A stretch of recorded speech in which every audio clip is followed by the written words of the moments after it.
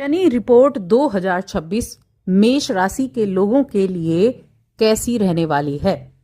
देखिए, शनि देव के प्रभाव से कोई भी व्यक्ति नहीं बच पाता है, क्योंकि शनि देव तो कर्मफल दाता है, न्याय देने वाले ग्रह हैं।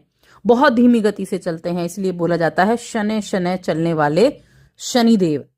अब मेष राशि के लोगों के ऊपर अभी शनि की 7.5 का प्रथम चरण चल रहा है। 2025 में शनिदेव ने प्रवेश किया मीन राशि में, जिससे मेष राशि के ऊपर शनि की 7.5 का प्रथम चरण शुरू हुआ। अब ये इस पूरे वर्ष 2026 में पूरे वर्ष मीन राशि में ही रहने वाले हैं। तो कहीं ना कहीं मेष राशि के लोगों के मन में ये सवाल जरूर होगा कि इस वर्ष शनिदेव आपके जीवन में किन किन क्षेत्रों को प्रभावित करने वाले हैं। कौन सी महादशा आपके जीवन में अभी चल रही होगी, वो अच्छी होगी या बुरी होगी, उसके बारे में भी हम जानेंगे। किस तरह से शनिदेव आपको अच्छे रिजल्ट दे सकते हैं, इसके बारे में भी हम इस वीडियो में जानेंगे।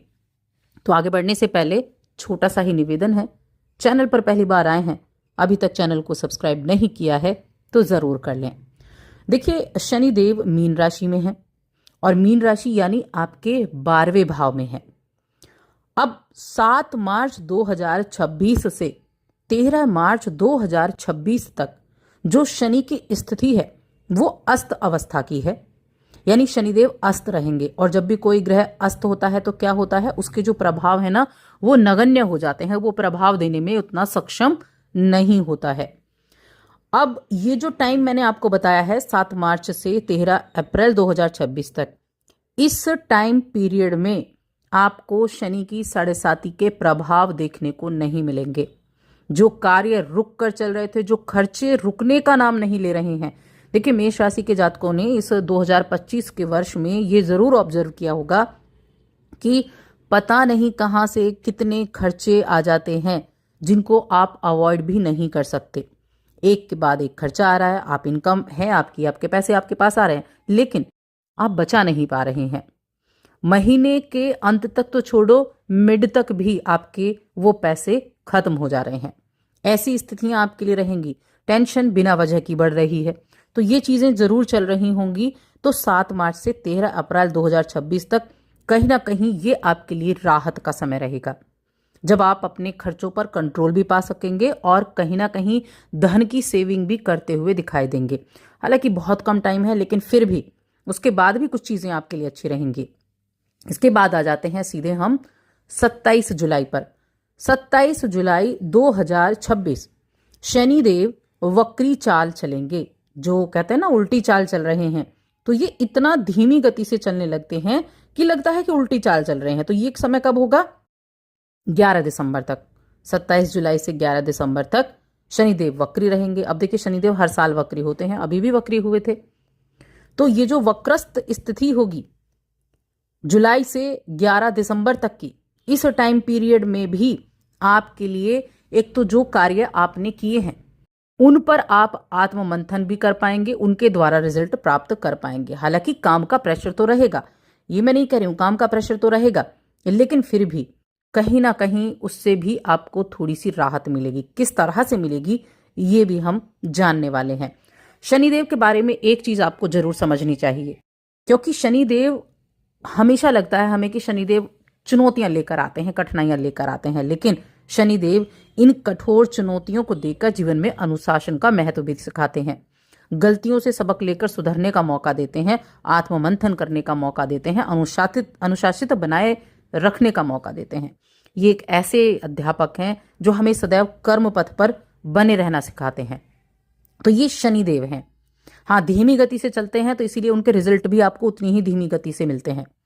2.5 वर्ष एक राशि में रहते हैं, तो इसीलिए आपको पता नहीं चलता कि रिजल्ट कब मिल रहे हैं, क्योंकि वो इतनी धीमी गति से आपको रिजल्ट मिलते हैं। तो इसीलिए अब इसका जो प्रभाव है मेष राशि के जातकों के लिए, उनके देखिए शनिदेव कर्म भाव और जो इनकम का हाउस है, यानी 10वां और 11वां भाव, इसके स्वामी हैं और 12वें घर में बैठे हैं। इसीलिए बहुत महत्वपूर्ण है भाई, कर्म का स्वामी है और 12वें घर में आ गया है। लाभ का स्वामी है, जिसके द्वारा आपके कर्म के द्वारा लाभ मिलता है, उसके स्वामी है, 12वें घर में है। तो इसको हम बोलते हैं 12वें घर को व्यय का भाव, हानि का भाव। तो इस वर्ष में क्या चीज़ें होंगी।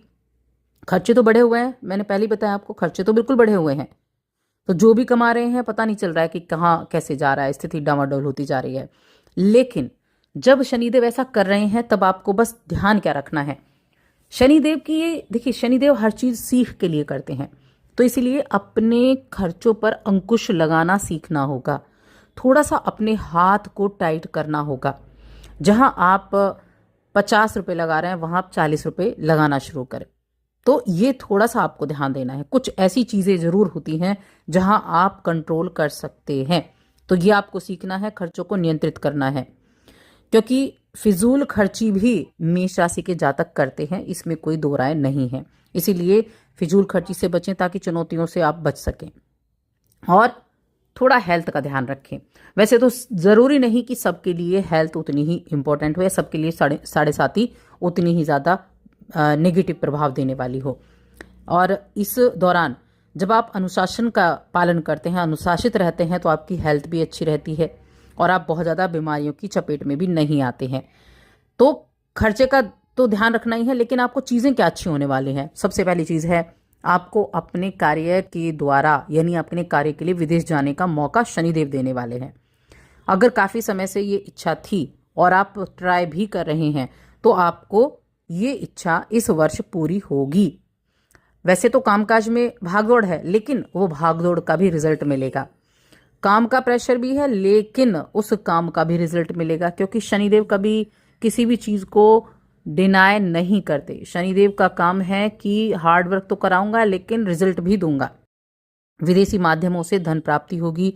विदेश से जुड़े हुए किसी भी कार्य से आप जुड़े हैं, विदेशी कंपनी में काम करते हैं या आप यूट्यूब पर ही क्यों ना काम करते हो, क्योंकि वो भी विदेशी करेंसी ही होती है जो आपको मिलती है, तो वहां भी विदेशी माध्यमों से आपको धन की प्राप्ति होगी। या आप किसी ऐसी कंपनी में नौकरी करते हैं, विदेश में व्यापार करते हैं, तो आर्थिक लाभ होने के बहुत ज़्यादा संयोग आपके लिए बनेंगे। इन लोगों के लिए अच्छा रहेगा, और कहीं ना कहीं आपके विरोधियों के लिए ये चुनौतीपूर्ण रहेगा, क्योंकि विरोधियों को आप बड़ी आसानी से हावी उनके ऊपर आप हो सकते हैं। तो देखिए, अपने कभी भी ना ये ना सोचें कि नहीं ये मेरे भाग्य में लिखा है, ये आप कभी ना सोचें। अपने कर्म पर सबसे ज़्यादा ध्यान देना है। वैवाहिक संबंधों में थोड़ा ध्यान रखें, थोड़ी उतार चढ़ाव की स्थिति आ सकती है, लेकिन हर किसी के लिए नहीं, ये मैं आपको पहले ही कंफर्म करूंगी। अब किन किन लोगों के लिए ये अच्छा है और किन लोगों के लिए बुरा है, तो हम महादशा के हिसाब से जानेंगे। बात करेंगे शनि की महादशा के हिसाब से ही। देखिए, अगर आपके जीवन में शनि की महादशा चल रही है, और शनि की 7.5 तो चल ही रही है, तो कर्म के स्वामी है, लाभ के स्वामी है, तो आपको मेहनत बहुत करने को देखने को मिलेगी। बहुत कठिनाइयां आपको देखने को मिलेंगी, क्योंकि वो तो हर जगह आपको दिखा रहे हैं कि कड़ी चुनौतियां रास्ते में हैं, उनको पार करो, उनसे कुछ सीखो। तो इसीलिए आपके लिए उपाय बहुत इंपॉर्टेंट हो जाता है। अगर शनि की महादशा आपके लिए चल रही है तो आप उपाय जरूर करें। क्या उपाय करें? जो एक तो शनि का बीज मंत्र हो गया, दूसरा होता है दशरथ नीलकृत, ये इसका पाठ आप प्रतिदिन करें, बहुत अच्छे रिजल्ट मिलेंगे आपको देखने को। दूसरी चीज आ जाती है कि मंगल की अगर महादशा चल रही है, तो मंगल की इस महादशा में आपकी हेल्थ तो अच्छी रहेगी। डिपेंड करेगा मंगल आपकी किस भाव में है। अगर नीच के नहीं है तब मैं कहूंगी, या फिर किसी अशुभ ग्रह के साथ नहीं बैठे हैं, तो आपकी हेल्थ अच्छी रहेगी। हाँ, खर्चे तो जरूर बढ़ेंगे, खर्चों पर कंट्रोल करें, लेकिन हेल्थ आपकी अच्छी रहेगी। इसके बाद शुक्र की महादशा, तो देखिए शुक्र की महादशा के बारे में, धन आपके पास आएगा, विदेशी माध्यमों से आएगा, लेकिन जीवन साथी के साथ थोड़ा सा ध्यान रखना है, तो मिले जुले प्रभाव मिलेंगे। वहीं हम बुध की महादशा की बात करें, तो देखिए बुध की महादशा अगर आपके जीवन में चल रही है, तो बुध मेष राशि के जातकों के लिए तीसरे और कौन से छठे भाव के स्वामी होते हैं, तो आपको मेहनत ज्यादा करनी होगी, मिले जुले प्रभाव आपको देखने को मिलेंगे। वहीं गुरु की महादशा अगर चल रही है तो बहुत अच्छे रिजल्ट आपको मिलेंगे।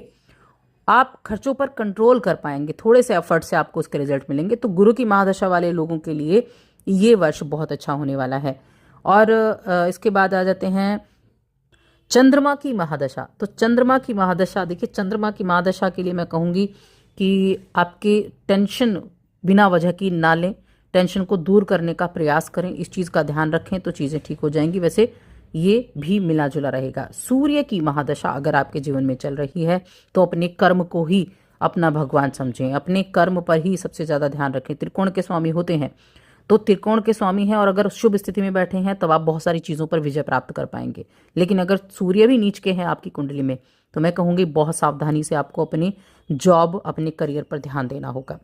उपाय के लिए मैं ऑलरेडी बता चुकी हूँ, दशरथ कृतनील स्तोत्र का पाठ करें और दूसरा अपने राशि के स्वामी को भी मजबूत रखें, हनुमान चालीसा का पाठ रेगुलर बेसिस पर करें। तो बस आज की इस वीडियो में इतना ही।